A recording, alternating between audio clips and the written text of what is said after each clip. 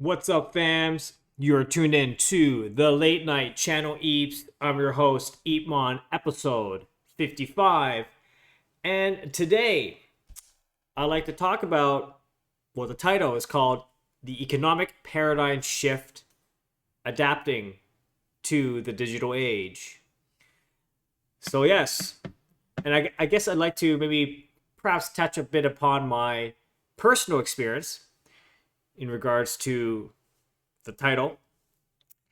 And, you know, growing up, I've been using, of course, my introduction to really both computers was around of course, the 90s, Windows 95, Windows 98, if people can remember that. For me, that was my entry point into the world of computers. And prior to that, of course, I was a big Nintendo gamer and all that. But then when technology and gaming sort of it shaped to be who I am today, partially, right? What I do in my career is digital, but I believe that those were the starting points of me moving in that direction. And of course, when I was exposed to the early days of the internet, well, I guess there are probably people a lot more OG than I am, but the 90s was marked a time where mass adoption, I like to think, mass adoption of using the internet became more, uh, abundant, right? Mass adoption, everyone was on it. Windows 95, Windows 98 was a huge paradigm shift in the way people used computers. And when we got when my parents got the computer, they had Windows 95, and we even got internet connection. We had like the modem. If you guys remember that, like 28 modem dial up. So when you have to connect the internet cable to your phone line. So when you connect to the internet, it makes these like weird sounds, like and all those connections and all that. It's kind of strange. It's kind of crazy. I kind of miss those days. But then, in the early days, like the websites were horrendous, right? So they're very slow. But I remember the power of the connectivity was, uh, I went to Sony, the Sony Walkmans, the Sony devices, like the players and all that. Sony Japan had a really early website, and it was like Sony.jp or something like that. But it took for a long time to connect because, of course, you're connected to the other side of the world. But they had a website back in the 90s. And I was so obsessed with their Walkmans and mini discs because they were just so cool and so ahead of time. And I found the page where they had a whole document and a whole catalog of their Sony Walkmans that they would never appear. They would never be released in North America. Never released in United States. Never released in Canada. But I found those really cool, sleek Walkmans, and like that's probably another story. But my interest about Japan and just sort of like the internet connected me to anime and the early days of anime and all these things that it was just I want to know more. I want to connect myself more into using the internet as my medium to learn more about Japan or Asia and all that kind of thing. So yeah, so like knowing this, I believed, and maybe subconsciously, I felt that this is the future. The internet's the future. Like using and connecting and doing things through,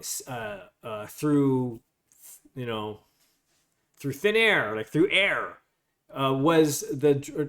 would be the next thing to drive the economy, develop new business models, new ways of work, the creativity, work, all that transformed because of the internet. Now, people listening right now, I'm speaking to you in front of the screen, and you guys would probably laugh like, "Oh my god, like wow, like the internet, like of course, like duh, of course, like look, everything we got all these, and we have the Amazons, we have the Googles, we got the Facebooks and Metas, and like of course, like no brainer, like what? So this is nothing new, EEPMON. Like what are you talking about? Well, back then, the same thing was back then when these things were coming out. A lot of people were saying, "Oh, the internet is just a fad. I don't see how this is going to improve my productivity. It's so slow. What is it? Email? No one's using it. No one's using it. So why? I mean, even if I get on it, only a handful of people that I know, probably less, uses email or connections, let alone getting access to internet connection back then. Like it wasn't mass adopted. It was you had a computer, but it was getting internet was another thing. It was like expensive, you know, and it's slow, it's clunky. So it's funny because the same narrative is happening right now. The same conversations. Oh, it's just a fad. It's not gonna work. It's happening. It happened with Web 1. It happened with Web 2. And then now Web 3, same people. Even my generation, millennials, I have my peers who are like they don't even want to have anything to do with Web 3. And I'm like, oh my god, society is so gullible and so like naive and just sort of like so like so typical behavior of any new shift in technology or things that we use or access and the way we conduct ourselves. It is going to be in a position of being afraid of it because you don't understand it, and therefore if it doesn't work for you, you would find ways to sort of like completely dismiss it. I don't know what it is. It's a very human behavior. I like things the way they are. I don't want any new things to disturb my habitat. Ugh. But I tell you, folks, what happened? It was the same people who talked about, the same type of people who talked about how ill-fated Web 1 was, how ill-fated using credit cards online was. Look at us now. We're using credit cards left and right. People would be wondering how we actually did things before the internet existed. So I digressed a lot. Let's go back a bit. Let's pull back a bit. But again, the title is the economic paradigm shift from one generation to the next generation to the next generation. And as a digital artist, well, actually, no. As an artist back then, I realized that my interests of technology, because again, I played video games and all that, I felt that there is something there. There's something I need to crack, that I need to unravel and understand this medium called the internet. And early on, I kind of felt that this was where I needed to go, and I felt that as an artist or as a creator, this was a direction. Not for me, it wasn't about painting oil paints or photography or like acrylic paint. It was the internet, the technology as my medium. So I decided to, of course, use. I remember I was at summer camp, and we had a computer class, and we had this like dot matrix printer connected to literally it was like this like, wasn't a black and white screen, but it was more like kind of like that orange. I think it was an orange. It literally was like, it wasn't colored, okay. So, but they had a graphical application software. I don't think it's Photoshop. I don't think so.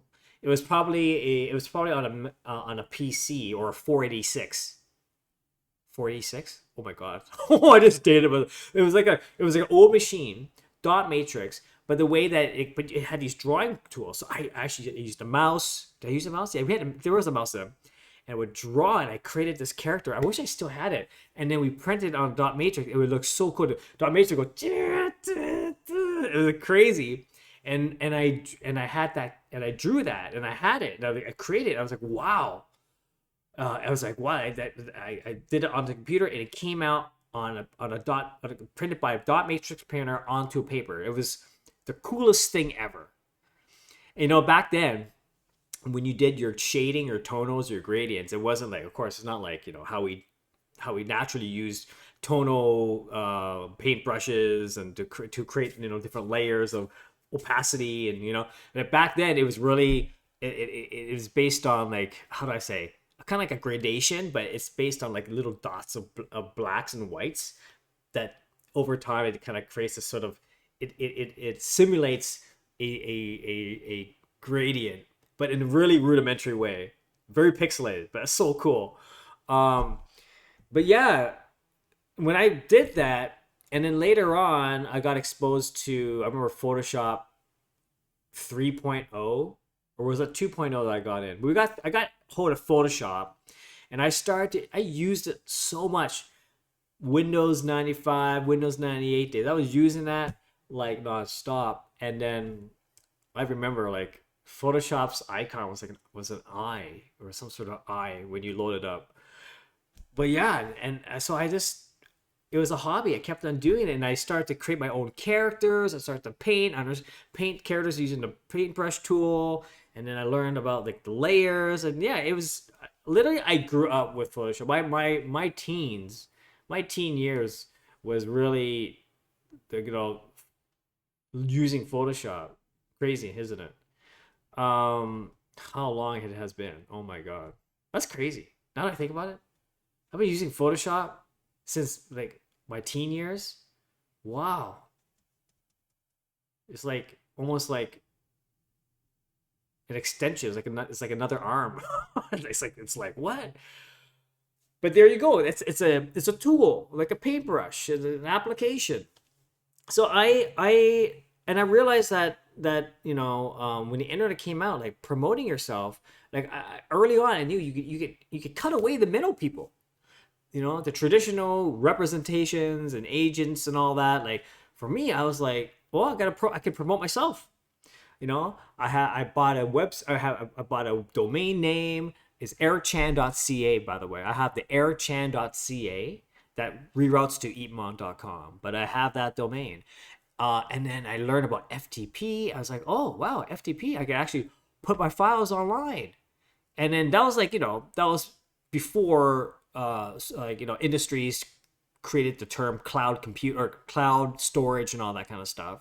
But for me, it wasn't a novel concept when people were talking about, cloud storage. I mean, like, yeah, we kind of have that, FTP, just FTP the files to the server. You can download anywhere in the world. Just connect to the IP address, username, password, and voila. But again, that was like the early times of the internet where, people who are not as technical and just wants a quick solution. It's just like, I want to be up there and download it whenever I want without putting any sort of like IP address, all these things set in place, making sure that we're in the right directory with the right permissions. And people don't want to know about that. They just want to know, I want to get connected, cloud service, and don't even have to worry about read, write, execute, that kind of stuff. We find, so when you think about that, the ease of use and user experience over the time became clearly more mass adopted, or more increases the mass adoption of using these tools. Because beginning it was always a bit more on the technical side, but later on, naturally, individuals and entrepreneurs or creators find innovative ways and new ways to do the same thing, but make it easier. This is exactly where we find ourselves today, folks, with the next leap in technological and internet revolution and innovation, Web3, right? Everyone's like right now, everyone right now, literally, oh my god, Web3, blockchain, NFTs, tokenization, it's all scam. It's like, what is it? How's it gonna benefit me? And then the idea of self custody of wallets and all this stuff is so difficult. I don't know. This is when you have a backlash and a strong reaction such as this, that is where the opportunity lies, folks. This is where new businesses, new platforms, new ways to engage audiences, both like for purely creative play, or creating new tools, new ways to do things. This is a whole new arena, folks. So that's the Eepverse is really Eepverse. This is really my opportunity to leverage Web3 technology, blockchain, for creative uses. This is what I'm doing. As to where it's gonna go, I don't know, but I'm having fun with it. People are responding positively with to it. And I'm excited because, like I said in my previous episode, it's like, wow, just like the Flash days, or when we're doing my own website or do my own Photoshop artwork, is like there's like I'm that energy of like experimentation and using technology to really amp up my artwork, and then all my user experience knowledge are coming back, and I'm just having a ball, and knowing that I'm not just like fooling around here. I'm using latest technology, blockchain technology, in very creative ways. Creative ways. I mean, I can dive into more detail later, but like the way that we're using NFTs in what Eepverse has done, like Killjoy, my co-founder, and I, he's the developer side of things, heavy on dev, heavy on the arts, but we have this Venn diagram where we kind of meet in the middle, and the synergy is fantastic, by the way. But like the way that we are leveraging this technology is very, very cool. I think it's very unique and it's fun, and I can't wait to continue on that path.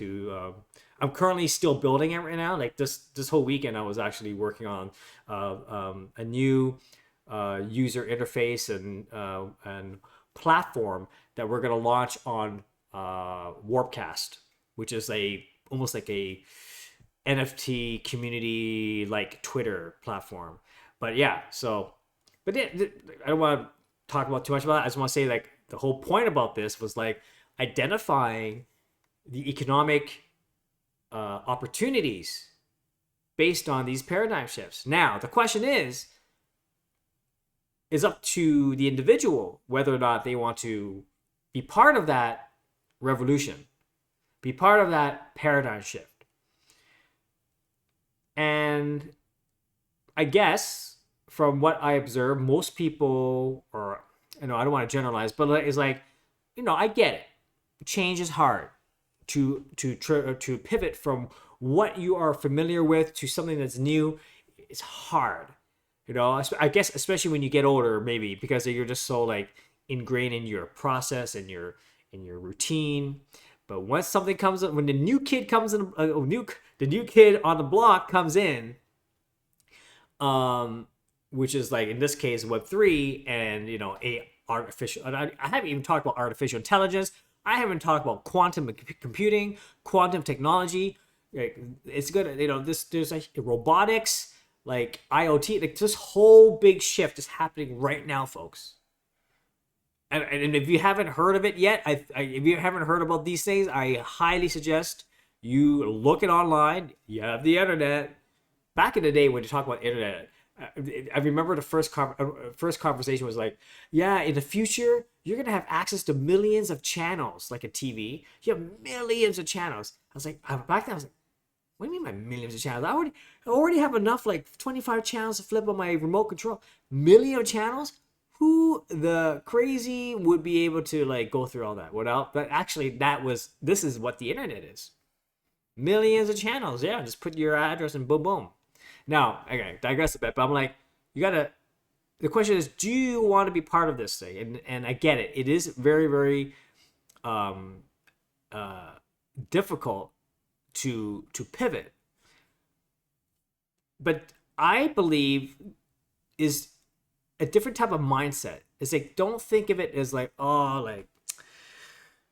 this like thing I heard about, and then reading the news, and the news seemed to be very negative about it. So I align with the negativity. Yeah, but it's like because that also adds more fuel to my already biased opinion of what all this new stuff is. So if I already have a negative opinion about it, and the media has some sort of a negative feeling about it, then I must be right. I don't want to do anything about it.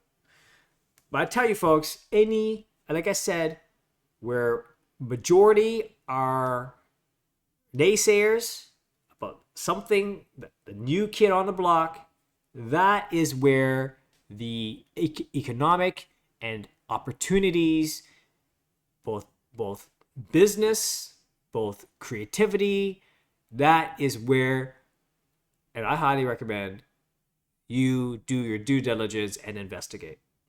Know more about it. Be informed. Don't just let the media dictate and tell you, oh, it's bad, or don't even let your friends or your even close ones tell you, oh, it's like, ugh. You, as an individual, invest your time, take an hour a day, look into what this stuff is about, understand it, and you'll be much more well informed for yourself, instead of getting information from secondhand sources. Right? You have to do your due diligence, folks. And that's what I did too. Right? I'm the same boat. When the whole crypto and NFT thing came out, and everyone is digital artists. Some of them are questionable, but anyway, they're like on it, and all my peers were like, "You're a digital artist, EEPMON. How come you're not on it? Well, how come you're not on it?" And I was in the same boat, folks. I was ready to throw in the towel. I was like, you know what? I'm content with what I'm doing as a digital artist. I'm doing good. I'm doing well. I'm doing the best I can. But but now, like, this new thing coming in, oh man, like, do I have to go through? Do I have to learn what this is? Like, I don't know. And I also read the news. Oh, it's a scam. Blah blah blah blah. So I was stuck, folks. I was in that world too. But I said to myself, look, enough's enough. I've been people telling me about this. I said, look, if this is truly about where digital arts can thrive, then that means I should at least do some research about it. Understand what the hell this thing is, like, why is it so a big deal in the eyes of some. What is this Web3? I know Web 1, I know Web 2. What's Web 3? Is it really Web 3? What is this? So I did, and I invested my time and energy to look into this process, to the point that I actually released my own collection, which is called City Lights, and we launched it in November 2021. So it was a great it was a great experience, from concept to end product, or creating artwork under this new infrastructure. Gave me a much deeper understanding of why this is important. And for me, it was like a eureka moment, actually. I was like, wow, this is a very powerful thing. Because as a digital creator, one of the pet peeves, but I told you my pet peeve was, like, people ask me if it's hand drawn. Is your art, it's great, your art is great, but is it hand drawn? And then basically it's like, how do I know that I can trust that what digital content creators are making is guaranteed to be what you say it is, a one of one, a collection, this and that. There's no way to how do I say, create a provenance of digital assets until now, which is what blockchain is. It's a public ledger. And I was like, this is a very powerful thing. I was like, wow, okay, finally, I feel vindicated in a way. It's like, wow, now this technology has now bridged and identified the gap between the traditional institutions with the new age creators. So yeah. So again, back to my point, back to my title.